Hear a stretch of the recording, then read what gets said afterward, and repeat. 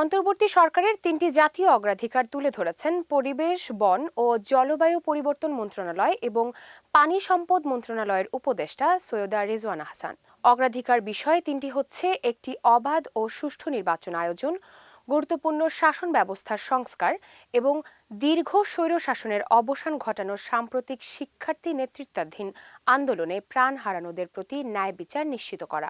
বুধবার সাভারের ব্র্যাক সিডিএমে অনুষ্ঠিত ইন্টারন্যাশনাল কনফারেন্স অন এনভায়রনমেন্টাল জাস্টিসে ভার্চুয়ালি উপস্থিত থেকে প্রধান অতিথির তিনি এসব কথা বলেন।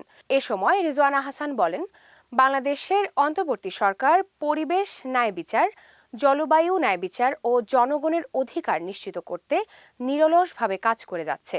তিনি বলেন, তার সারা জীবনের লড়াই একই, কিভাবে কর্পোরেট দখলদারিত্ব থেকে বিশ্বকে রক্ষা করা যায়, কিভাবে অবহেলিত জনগোষ্ঠীকে ক্ষমতায়িত করা যায়, কিভাবে তাদের আইনি কাঠামোর মধ্যে ন্যায্য অধিকার নিশ্চিত করা যায় এবং কিভাবে উন্নয়নকে পরিবেশমুখী করা যায়।